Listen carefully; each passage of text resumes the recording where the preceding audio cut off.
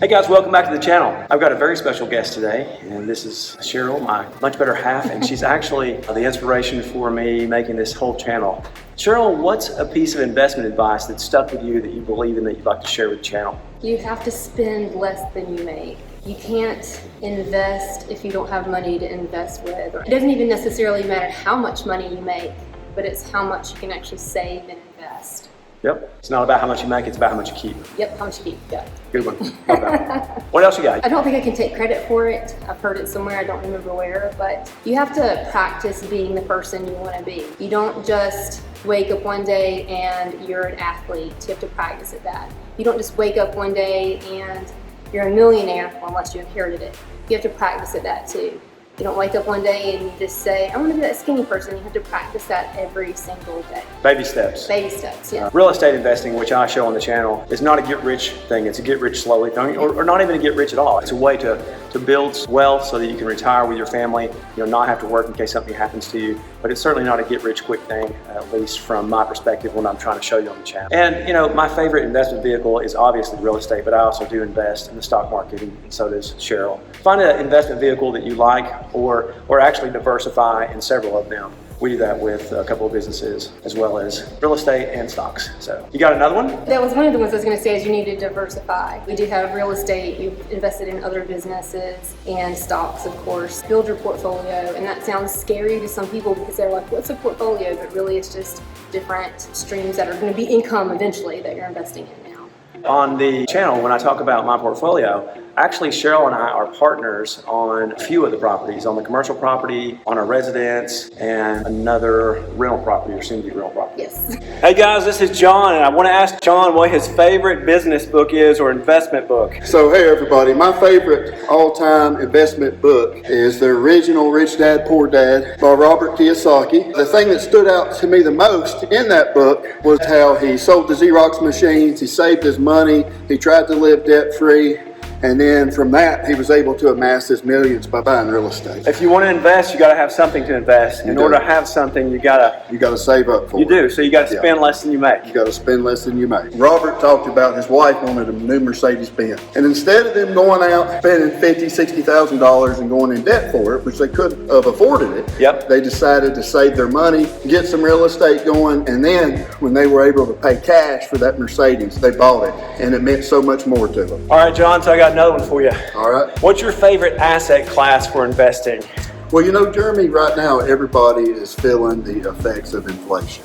I am, all Americans are, the gas pumping at the grocery store. So one of my favorite assets is buying gold and silver bullion. And that's something that anyone can do, any middle class person can do. You don't have to start out with a large investment. Start out with $500, $1,000. Go see Rick Davis, buy you a gold coin, lock it up in a safe. Also, I like Bitcoin. Do some research on that. It's a good hedge against inflation. I sold some Bitcoin a week or two ago to buy my latest round of real estate I'm buying. Yeah. I think I made in the low 50% return on just holding for about 3 months. Yes. Crazy. It had a lot of growth the past few months. So. Also sold my Tesla and I was like in the mid 40%. In closing, I want to recommend that everybody check out Jeremy's YouTube page and follow him. He's a great content creator. He teaches you how to invest in real estate, what to look for. He's a great guy, and all that information is free.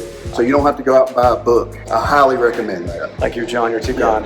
Hey guys, Jeremy here with Brandon Lewis of the Tennessee Conservative. I'll put a link to his channel up here. He's amazing. So Brandon, I had a question for you. What's a couple of your favorite business or investment books? Well, now you threw in business.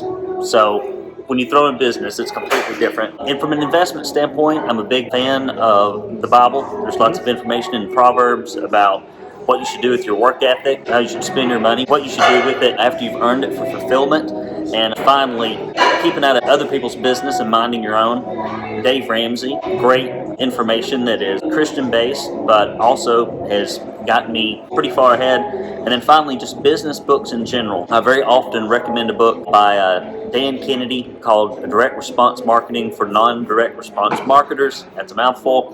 And then also the other one would probably be Getting Things Done by David Allen. Not a page turner, but very practical. I've read that one. Brandon is very modest, but he's a very successful business guy. So I'm so modest. I'm standing on like I'm standing on a pile of foam over here so they can get in the shot. Okay, Brandon. Question number 2: where do you like to invest your money? So mainly strip clubs. I'm just joking. That's in contrast to my previous remarks, but you've got to say something funny. I've always enjoyed putting it in my own business. I know when I track my marketing ROI, if I put X amount of dollars into a campaign or developing a product or a course, that it's going to come out on the other end. Smart. So that's number one. Your small business, if you're a small business owner, is likely your best investment vehicle, and you have control over it. And you tend to get better over your lifetime, and it generates equity where you can later sell it at a multiple of the earnings. It has a lot of tax advantages in addition, small business ownership. And then my second one is probably commercial real estate, low-end stuff that you can purchase in industrial areas and then later cut it up into multiple rental properties, because there are always service businesses, small manufacturers, drop shippers that are looking for 1,500 to 2,000 square feet. They don't want a 5,000, 15,000 square foot warehouse. They just need something small to get started, and those tend to be good because you can take an income producing property of X, cut it up, same square footage, and you can have a multiple of X pretty quickly. I heard there's a lot going on in that space in commercial warehousing with all of this COVID and the backlog and the shipping business going on right now. People, instead of doing more just-in-time inventory, they're doing more just-in-case inventory. Hanging on to some inventory so that you can keep things flowing is just going to drive companies to want to have more storage facilities than they've had in the past. I know a guy that's been in the single-family homes that's kind of dropped that, and he's actually working on building some brand new warehousing like you're talking about. Great stuff. I love how you mentioned investing in your own business. That's fantastic. Yeah, it's been good for me, and it's good for most entrepreneurs. It's been good for your family. So why not? Thank you, Brandon. Thank you, bud. Great.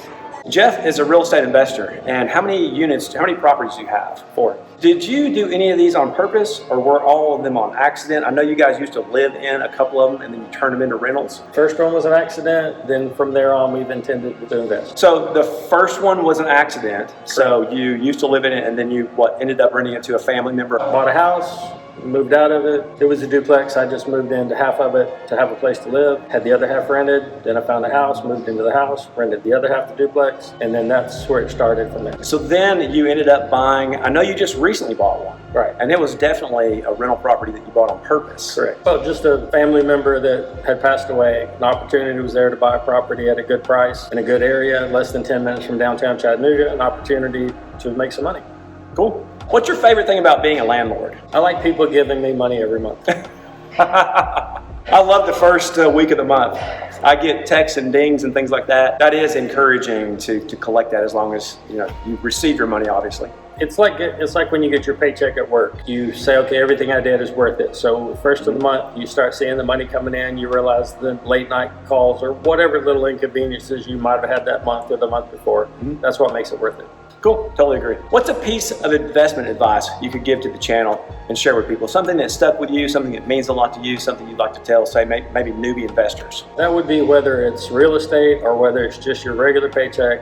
Always invest part of what you make somewhere that you can't touch it, you won't touch it. Take the John D. Rockefeller approach of every day saving some amount of money. I think they made their kids save 10%. They had a very regimented formula that they kind of passed down through generations. I don't know if they stole that from the richest man in Babylon or if the richest man in Babylon stole that from the Rockefellers, but that was the principle of the whole book, was a minimum of 10%. I asked you the other day what was one of your favorite business books, and you mentioned The Richest Man in Babylon. It's almost a verbal cartoon and the silliness of some of it, but the stories and each example, and there's things in there where a guy hires a camel trader who's going to an exotic part of the world to bring him back some jewels and things to sell to make his first little wealthy investment. And of course he gets ripped off because camel traders are not specialists in jewels, and that's just one of the many examples. He tells you what you do wrong, what you do right, and it just walks you through it, and it's not even a really big book, but it made a huge impact. It changed the way I look at money, it changed the way I looked at investing, and we've probably given away 20 or 30 copies of that book because it gets people's attention, and we just tell people, if you get this book, read it, give it to somebody else that needs help with money. That's awesome. Yeah. That was one of the books on my dad's shelf of self-help books when I was growing up, and I read it. I believe that's still on my shelf today. I kind of lifted and borrowed most of his books throughout the years, but that is a good book. Yeah. What would you say to newbie investors who are thinking about getting started in real estate investing? Do it yesterday. Do it now. I've missed numerous opportunities. I've had a couple of family members offer me really good deals on properties, on homes. And when you see an opportunity, take it. Don't wait around and look back and say, wow, look what I could have done. Because you're going to spend that money on movie tickets. You're going to spend that money on a car you don't need. You're going to spend that money on different things. Invest the money that you have available. Live a little more frugally. Let that money pay you later, the rest of your life later. Have you ever lost money in real estate? No. Me too. Yeah. I've lost money in the stock market. Yes. Oh, that's kind of fun and sexy and all, but real estate, I've never, even after having a meth house, cost me $17,000 getting it cleaned up, I still made a lot of money on that house and continue to. So I have one property right now. I looked it up the other day. They say it's worth $152,000. My total investment in that property is the initial $3,000 down payment that I made 20-something years ago, and it's paid for. Wow. So yeah, 3,000 versus 152. It's pretty easy math. Well, Jeff, thank you for your time. Thank you. We'll have you back on the channel sometime soon, I hope. Okay, thank you. All right, bye. Hey guys, welcome back to the channel. I've got Troy here who works out at my gym. Actually, Troy works for the gym. He's a real estate investor, and I've been wanting to catch him to get a couple of words of wisdom from him. How long have you been a real estate investor, and how many properties do you currently have? I've been in the real estate business about 7 to 8 years. I have 4 commercial properties, and I have 5 residential properties. Wow, okay, excellent. Which do you like better, commercial or residential? I like commercial better because you don't have so much problems. Residential, you always got a problem. Yeah, you have to do all the maintenance on residential, and on your commercial, do the people generally do all the maintenance? Yeah, they just don't, they're not there all the time, so they don't have that much problems. If it's your home, you have no problems. What is your favorite thing about being a real estate investor? Making people happy. That's a good one. You help a lot of people. Yeah, it really is. Some of my tenants really appreciate the houses. They really appreciate some of the things that I do to make them better for them. Just last week, I had a couple of tenants. Thank you so much for having Terry come and fix this fence for my dog. We've been putting in some new windows in a couple of properties where people have lived for many years. One guy's lived there 5 and 10 years, and there's really no reason for me to do it. It was just kind of deferred maintenance, and I want to keep my guys going, right, so I can keep them full time. Yep. And so we just planned it, replaced their windows, and I'm not increasing their fees. People really do appreciate you. And They do, and we're changing a lot of lights out in the commercial business, putting them LED lights and saving them money, and they appreciate it. A lot of the commercial people, they'll do little things on their own. The rental people, they always got problems. But still, you do stuff for them. Makes them feel good, makes you feel good too. what would you tell some newbie investors who are thinking about getting started in real estate investing? If I was going to do it in houses, I'd try to get on 3 or 4 houses together. Don't scatter them out all over everywhere because it takes more to keep up with them. Now I'm scattered out pretty good, Georgia and Tennessee. Me too. When I started out, I was trying to find fantastic deals. Yeah. And these days I'm like, no, I'm trying not to buy in Bradley County. I'm in 4 different counties. And I'm now like, I like this school zone or maybe that school zone and close by. That's exactly right. And if I was going to invest in now, I believe I would try to get some duplexes or apartment houses or something. That way you just have to have one maintenance man to help you. Yeah. And you're right there and you don't be spread out and spread real thin. That's a good one. What's your favorite piece of investment advice that you might give to young investors? Something that stuck with you, something you would tell young people? Well, in my commercial property, I've tried to buy all that together, try to buy all that's around it. So I try to just buy me a little piece of that pie and look it forward and see if I can invest on the property around it. That would make you bigger and better in that one area. You mean try to buy the properties that adjoin the one? Right, exactly. Like, you say, hey, I'd like to buy the one next door. Yep. I'll buy the one here today. And that's basically what I've done in the commercial property and try to keep it all together. Interesting. How did you fall into this? I know you bought the commercials. You don't buy commercial properties on accident. How did you get started in real estate investing? A banker, he set me up. He asked me if I want to buy this property, fixing to be foreclosed on. And he called me and I told him, I don't know. And he said, I'll finance it for you. So I said, all right. So we went over and he financed it for me. It was scary. But then after we got into it, it was all good. Then I started buying around it. Oh, okay. So that was on the commercial side. As on the commercial side. Over on the residential side, did you accidentally fall into being a landlord with one by like moving out of a house you owned and then renting it to a friend or family where you couldn't sell it or something like that? Or did you buy a house on purpose to make it a rental property? A friend of mine, he was in modular homes. He was setting up houses around, selling for a price. And so he asked me, "Do I want one?" I told him, "Not really." Then he started talking to me.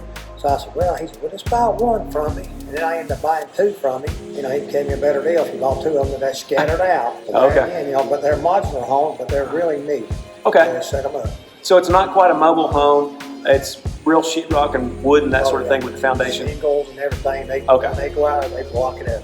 And so a bank will finance that just the yeah. same. That makes sense to me. You manufacture it in a factory where it's more square and Right. probably better construction in some ways than on-site building.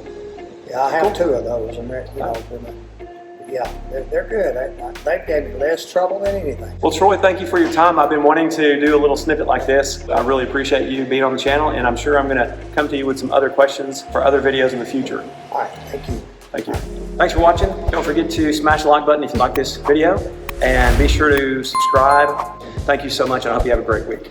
Bye. One key to getting the best interest rates is to build and maintain great credit. For a limited time, IdentityGuard.com is now offering my subscribers a 33% discount on their services. They search the dark web for things like my driver's license, passport, my credit card numbers, and when they find it, they actually delete it. See the link in the show notes below.